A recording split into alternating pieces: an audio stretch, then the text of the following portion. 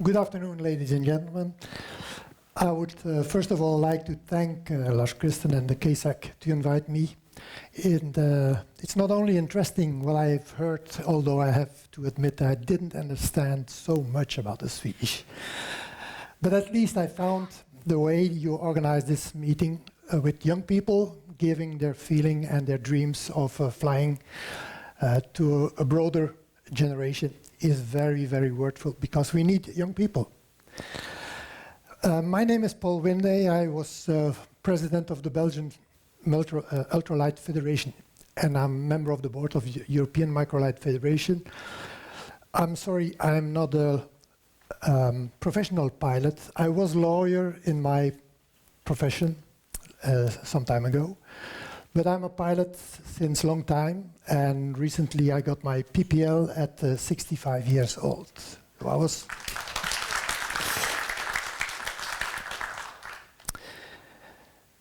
Since I retired and I was flying a little bit more than before, I came across some frightening experiences in the air. I came in front of a bimotor engine straight to me. I hadn't seen him, he hadn't seen me. Luckily, I was flying with a gyrocopter. I could close the gas and jump down. Otherwise, I think I wouldn't be here to tell you. I'm especially proud to be here, not only of the good weather in Stockholm, but because of a very recent announcement and evolution that comes from Sweden that I did not know until 2 weeks ago. And I hope to tell you something about this together with an experience of one of your colleagues at the end of my presentation. So apology me for having prepared all these slides. You don't need them if within 2 years further we will have a solution for the problem I had. And before to start, may I ask you, who ever had a near miss in the air? Many of you. Second question. Did you report this near miss to the authorities? That's great. Maybe 10%, 50% of you. Do you know that we don't have any statistics on near misses in Europe?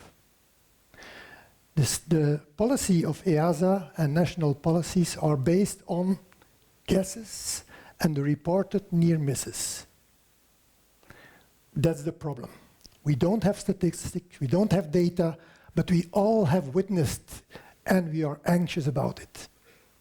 That's the story I wanted to tell because 3 years ago, when I started with a colleague of 6 people who had exactly the same experience, we started to use our cell phone to avoid this kind of experiences. That's the message I wanted to give you today. We focus on general aviation in the lower airspace. Once you're in the controlled airspace, you're absolutely secure, you're well followed, you have devices on board, ATC is looking for you, you have TCAS and all these devices, which makes that aviation is one of the safest way of transport actually. This is not the case in lower altitudes. So what I want to tell you is why we should be visible in the air. And not only the airliners, but all kind of pilots, all kind of aircrafts, from free gliders to paramotors to ultralights to general aviation. Why should we do that? And how can we do that? That's the interesting thing. And the most difficult problem is that there are many systems available to make sure that you are visible somewhere in the air.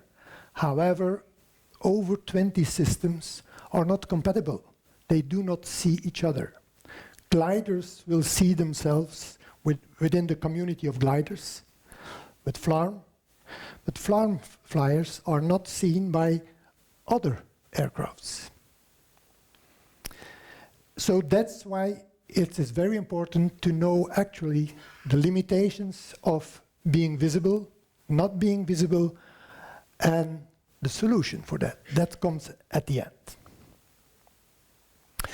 As I said, I'm also a member of the European Microlight Federation, which is a federation of all European federations which endeavors the promotion of all kinds of ultralight flying, promoting cross-border flying, because, as you know, ultralights are regulated at national level, and we have 27 different systems in Europe. So what EMF is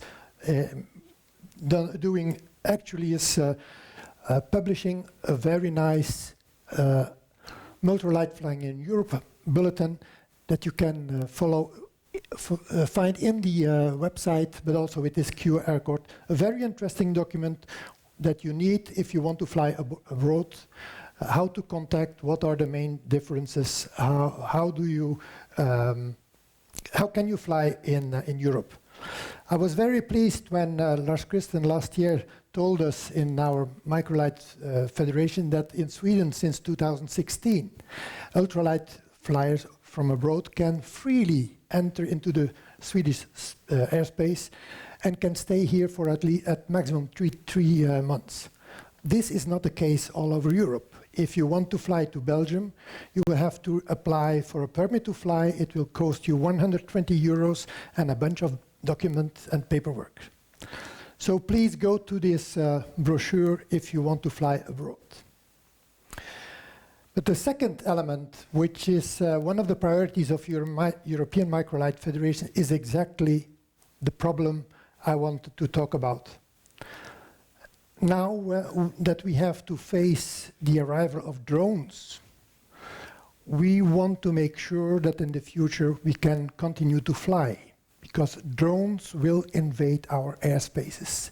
And if we don't find a solution to live together and to find a way to secure flight with drones and with manned aviation, I'm afraid that our freedom that we have actually will no longer be guaranteed in the very, very near future. And that's why European Microlight Federation, as well as other federations at European level, have lobbied again towards EASA to make sure that at least in the new regulations for drones, we have our place and that we can continue to fly and that drones will not only avoid to fly. I will come back on that point. So, inconspicuity, what is this? It just simple said, be visible in the air. All of you know the FLARM device that the gliders use to make themselves visible for other gliders. Most of you, I guess, are familiar with Mode S transponders. We have been obliged to install it. Well, Mode S transponders are not visible. They are only visible by ATC and by secondary radars. You will never see a device that can see other transponders. We want to be visible because of the safety. If you fly blind like we do, and actually, you're not safe. If we would find a solution to make all aircraft visible in the air, then we could prevent, we could better look out, we could see, we could be alerted. So safety is one of the foremost reasons. But the second reason why we should be visible in the future is the massive arrival of the drones. They are there. In Belgium, we have 5,000 pilots, general aviation. We have 50,000 drone pilots. And it's growing. It's the fastest growing activity, air activity. And you know they are there. They are dangerous. On the 9th of September, the airport of Stockholm was closed for a couple of hours because there were somewhere there were drones. You know that some years ago in Gatwick was closed for 3 days because of drones. So drones are arriving. There is a big business case, so they are arriving. We will have to live with it. We will have to detect them by all kinds of ways. But even in the air, and especially when we are in the air, we need something to see them, because we don't see them and they don't see us. There are a lot of other arguments and elements to make sure that we would like to be visible in the air. But one of the most important things, as I said, is modern dynamic airspace use. Can you imagine when there is a search and rescue operation in Belgium, a whole region is forbidden to fly for the whole period of the activity of the search and rescue? That means sometimes for 3, 4, 5 hours, nobody in that region can fly on VFR. IFR is the other side of the thing. So we want to change this, and the only thing to change this is to be sure that everybody is visible, that can interchange the information, I'm here, I'm here, I'm there, so that everyone can take care of the existence of others. Now, how do we actually make sure that we are visible? If I'm flying my plane, I take the good frequency at the radio, I call ATC and I say, look, I'm here. Then I get a message, set your transponder that code. Okay, I'm doing this.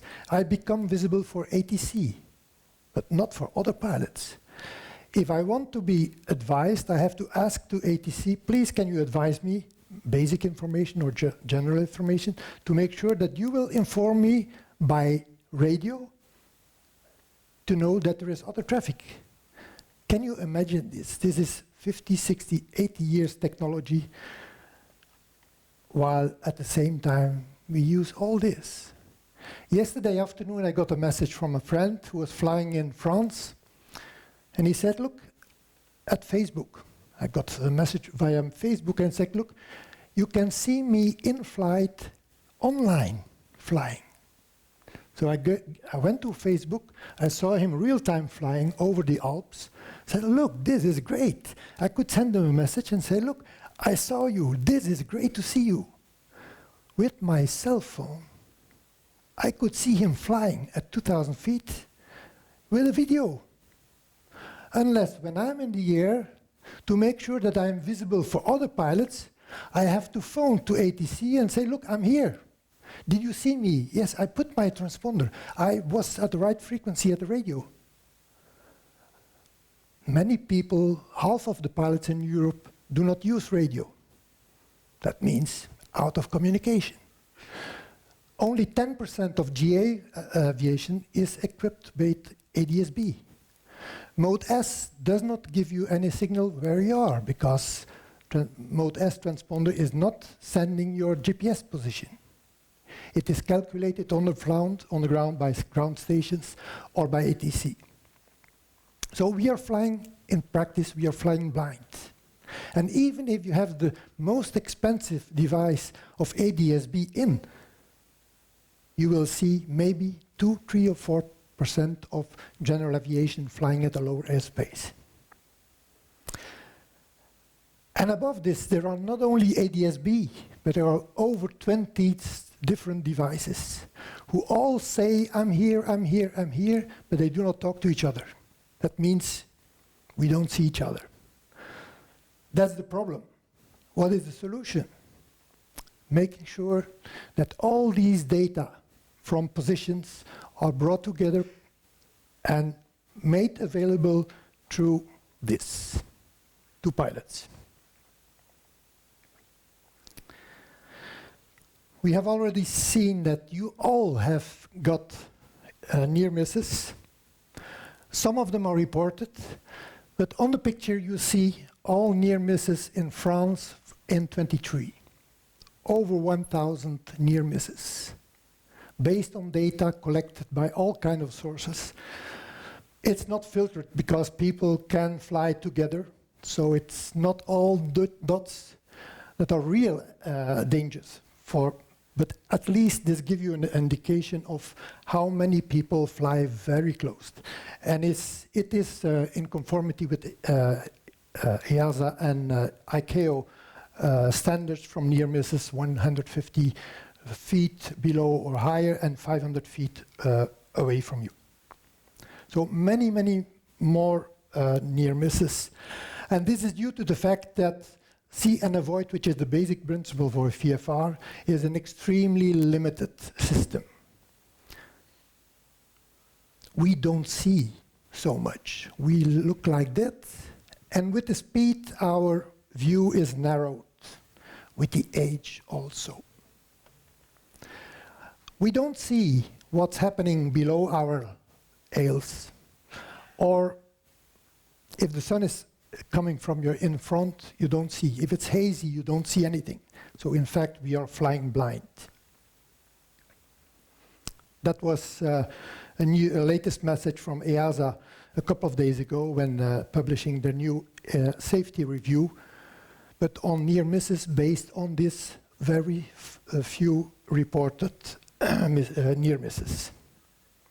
Now, where is the risk high of air proxies? At lower altitudes in the circuit, at tourist places, and at the approach of the airfields, where you're stressed to land and you don't see so much behind, especially in non-towered airfields.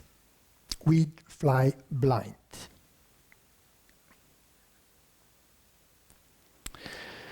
Now, one of the questions with the arrival of drones is, how do we organize the living together and flying together? What we actually see is that in many countries, there is a tendency to create temporary restricted zones for drones. That means, especially for drones, up until 1,000, 2,000, 2,500 feet, restricted for drones.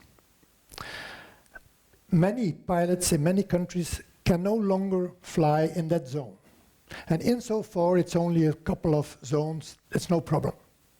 But if you live in Europe, in very dense populated regions like France, Belgium, Italy, and if some aircrafts cannot enter into these kind of zones, that means our liberty to fly in the G-class, to fly free, is gone.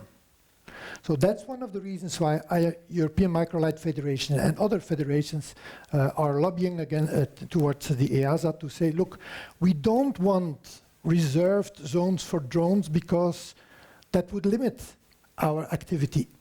What we want is a system that allows us to continue to fly safe.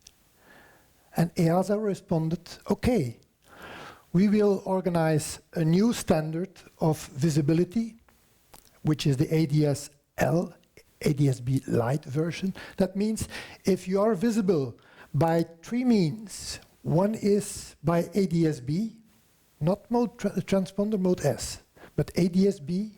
If you use a FLARM device, or if you use an application on your phone using cellular networks that guarantees that you are visible to others, in that case, you will have the opportunity to continue to fly in these restricted zones.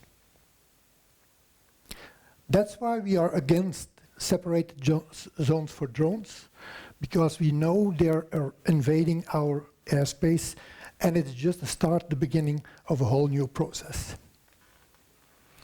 Now, as you see, we are not alone with general aviation PPLs. We have all kinds of aircrafts, and especially the hang gliders, paragliders and paramotors have not the ability to have ADS-B or FLARM devices on board.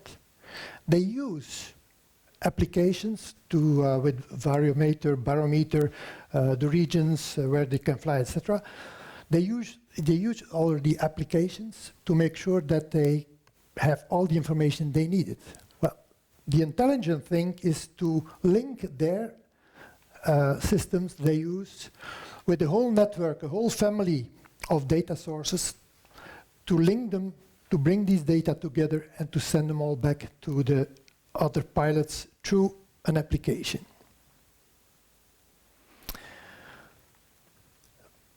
How can I make myself visible in the air? You know ADS-B out, you know the mode S. ELT is of course another system.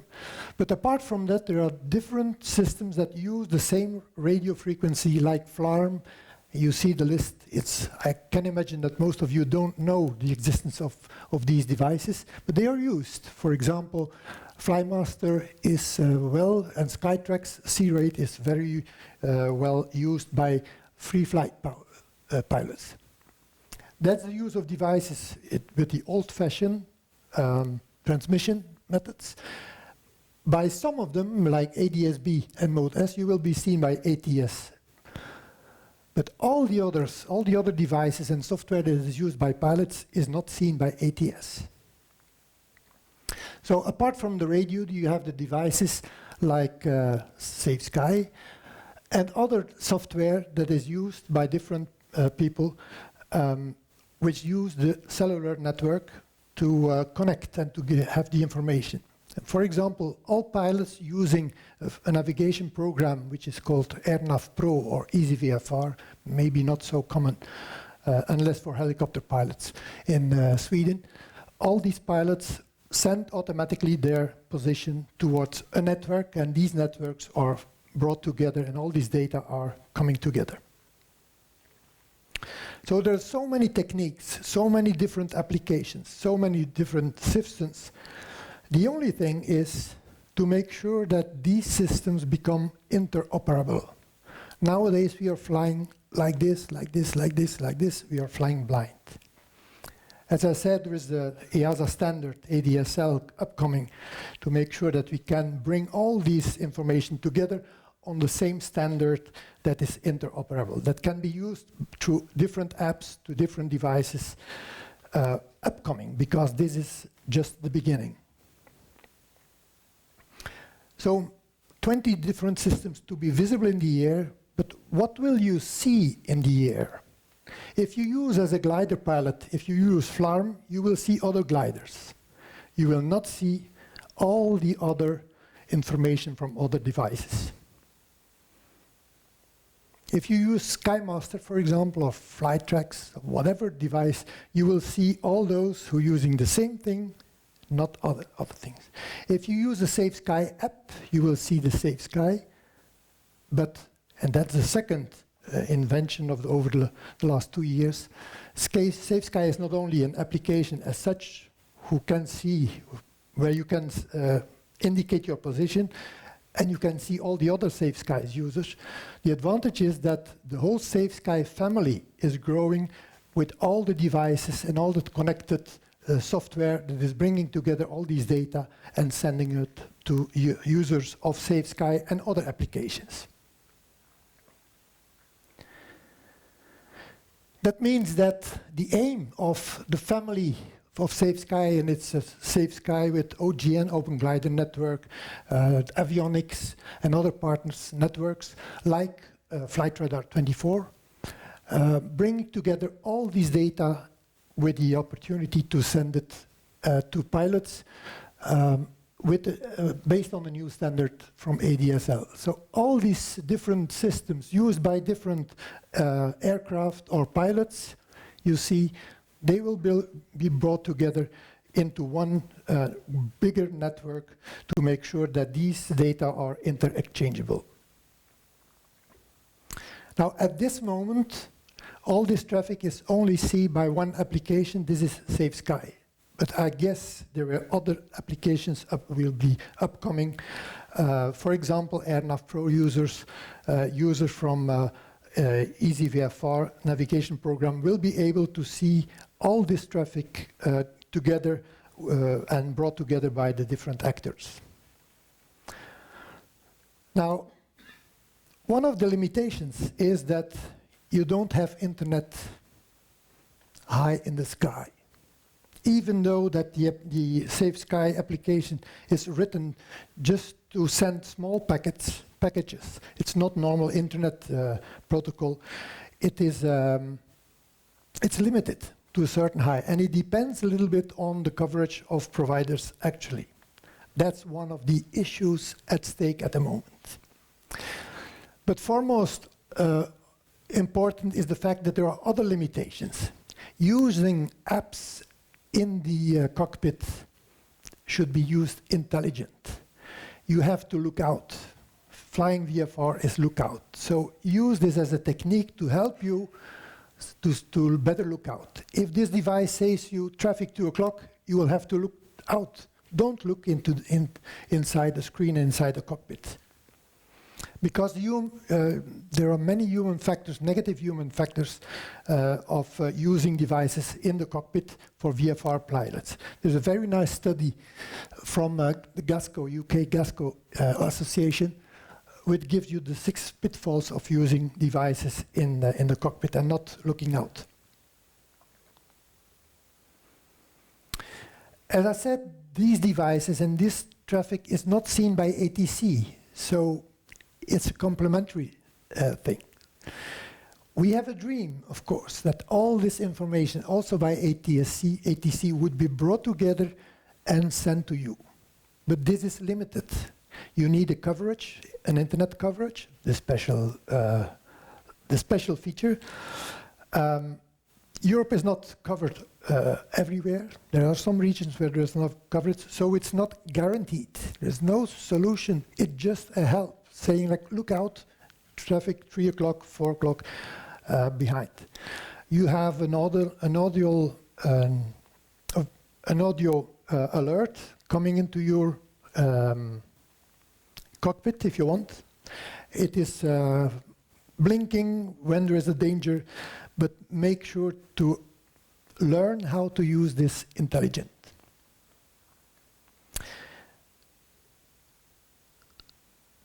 VFR flying is looking out, better looking out, because actually we are thinking that we see and avoid by looking out, but we are flying blind. Let's find the new technology to help you. If you want to see what kind of traffic we have actually in Europe,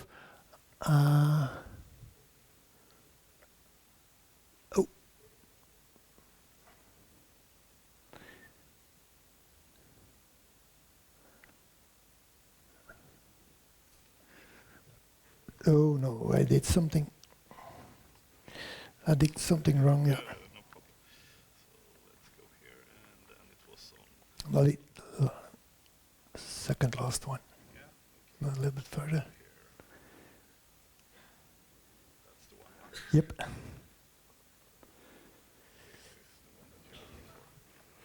Yep. That's a live view.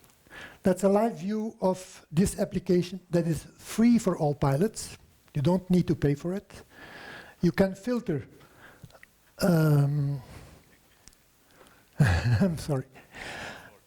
We don't need to see all the airliners. We just can filter, yeah. Let's say to 5,000 feet.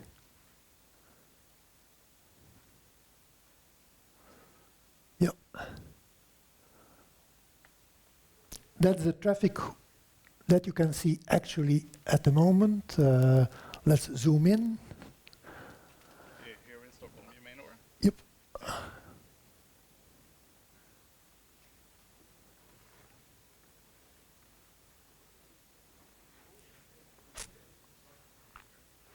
So it's live tracking. This is a small latency, so it's not it's not so precise, but it does not. It's not important that it's so precise. If you're warned 10 minutes before that, if you go in this direction, you could have another aircraft inside. That's enough to make sure that you will look out at the right place. Now the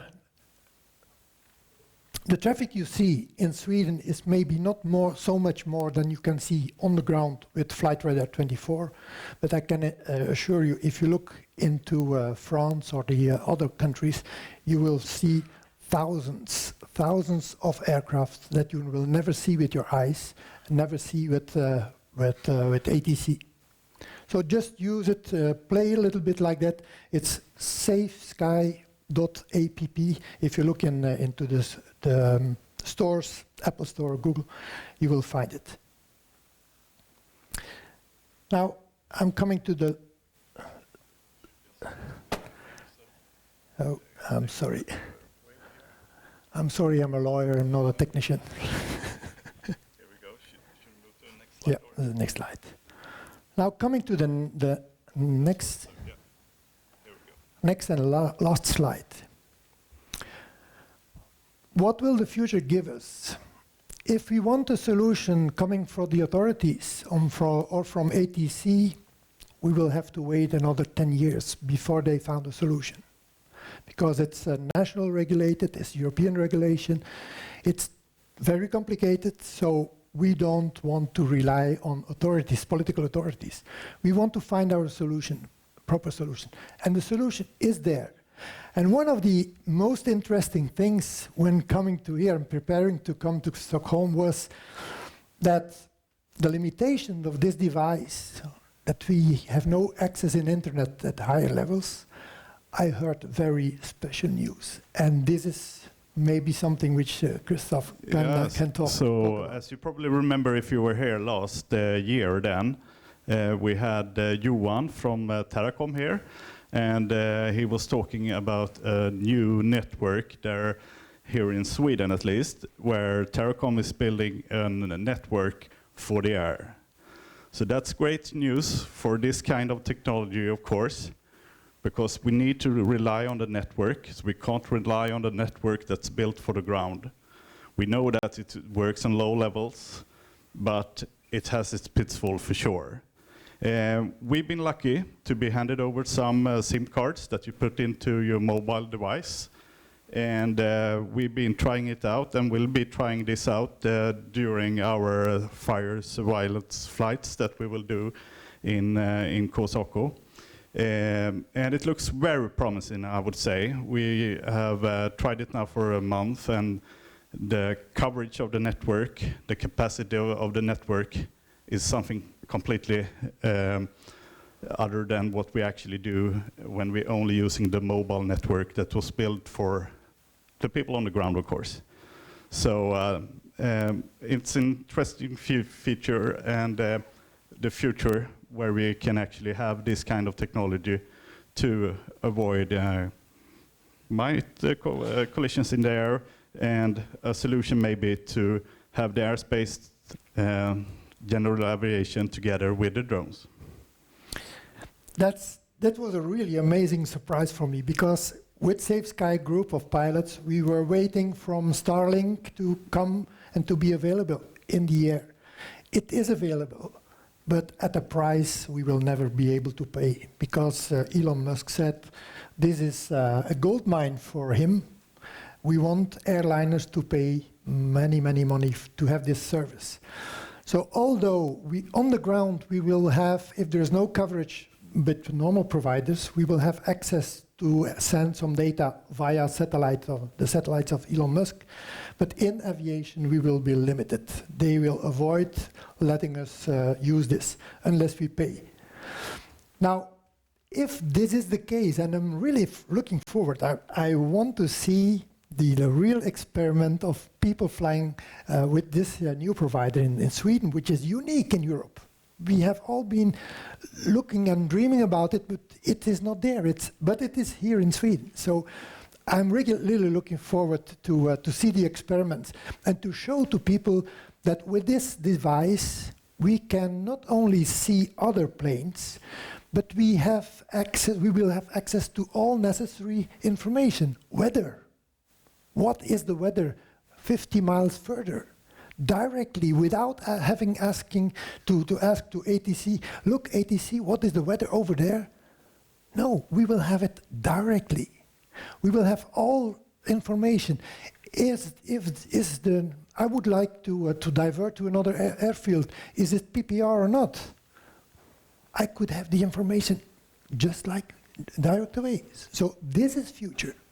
This makes it also possible if drones are, drones have to use this. They don't need ADSB nor FLARM or whatever. They need to use cellular mobile networks to be active. So they are using this. Why shouldn't we use it? So if that would be the solution, because actually it's limited, let's say, to 2,000 or 3,000 feet. If we would have the Swedish solution in Europe, we have all the future in our hands with this. We could organize digital airspace and say, look, if there's a drone active in that region, we could have on our navigation map a sign, look, here is a cylinder of activity, possible activity of drones. Please avoid it. And drone operators would be informed directly of all our general aviation pilots active in the region. So they could divert or they could lower down their drones if we are in the neighborhood. That's living together, drones and general aviation. So through this novelty, through this new novelty of Sweden, we would have the future in our hands today. And that's one of the reasons why I'm so grateful to be here in Sweden. Thank you so much. Thank you, Paul. Thank you very much. Och vi ska väl tillägga att FFK också flyger med den här utrustningen. Och några utav er brandflygare. Ivan, är han kvar?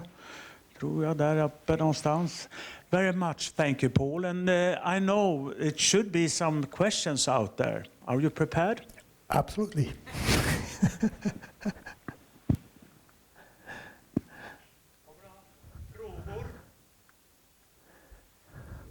Vi oss till Kurt då. Kurt, har du några medskick till alla oss här?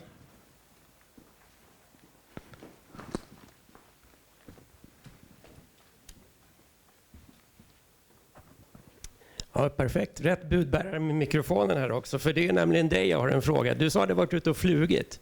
Med en vanlig mobil när man flyger så klipper det ganska ofta och sådär. Hur många gånger i timmen klippte din mobil när du var uppe och flög?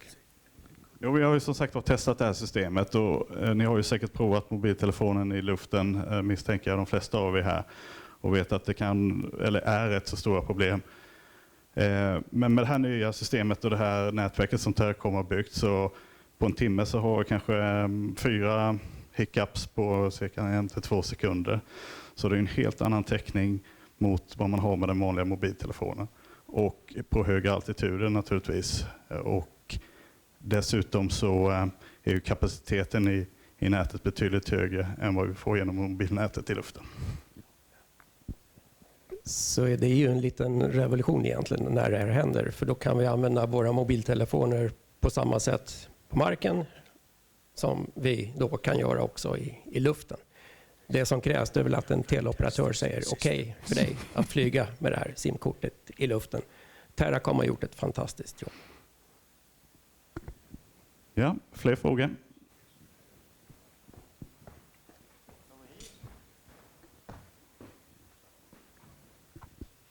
Hi, what would be the process to connect my drone to this app? 000. It's free. It's made by 4 pilots. We don't want to earn money with this. We want this to be free for pilots. We hope to earn some money with the data and for other business cases using these data. But for pilots, we guarantee that this app will be free forever. And even more than that, if you find developers who could use the API and the traffic with all the traffic that the family of all these institutions and operators bring together, we are open to give this API for free if it's for pilots and if it's free for pilots. So just download it, play with it, look what the limitations are, make yourself familiar with the application. There is a paying version, but you don't need it for safety reasons. There's only comfort reasons. If you want your traffic inside your Sky Demon, therefore you have to pay. But if you use your cell phone or an old cell phone, I'm using an old cell phone in my plane like this, which I do use only for SafeSky and for Sky Demon. My cell phone, I keep it to make pictures, to send WhatsApp messages, and to phone when I'm on the ground. But how would I connect my drone to this software? Well, for drones to be seen is another. We are trying to collect data with drones. If you look to the live version, to the application, you will see some drones in Norway because the Norwegian police, CA, and other organizations are sending the traffic from drones to the whole network. And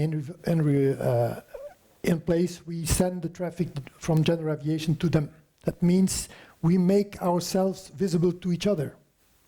It's at this moment is only the case in Norway. This in 5 places in Sweden. We have Navigation, which is sending drone traffic to our community, and we are sending the traffic to the Navigation. And operators using Navigation as C2C, they can have the general aviation traffic. I must just tell you, Hans Dunder is my name, and I'm from the board of directors for KSAK, or KSAK, the Royal Swedish Air Club. But I'm also working in a project which is named the Green Flyway, which is a Swedish-Norwegian project where we are cooperating now with HEMS VX in order to just show this. So it is definitely, so if you are flying around Östersund and Jämtland, you will have this possibility. And you have also on the west coast down to Gothenburg, actually around Stockholm also due to Karolinska and Norrtälje. So you can see SafeSky and you can see this weather information in HEMS VX. So that will be a fantastic. They have a very good cooperation with the Royal Swedish Air Club's sister organization in Norway, actually. If you look to the application, the SafeSky application, at this moment you will see, especially in Oslo, tens of HEMS helicopters and drones flying around. And as a general aviation pilot, you will see if there's an activity, I just go around or I climb to make sure that I'm not in conflict with them. But Norway was the first country to introduce this mutual exchange. There is one actor in Sweden, which is Navigation, who does the same, and then we hope that in other countries in Europe we will have the same interchange with the drone world, because we need each other. They need us to see where we are flying, and we need, for our safety, to know where the drones are active. So why not using simple things like this? And Paul, are you staying together with us through the dinner, or you are way back? Yeah, so please talk to Paul later on today. He can do what we are always asking for, to fly safe. A warm applause.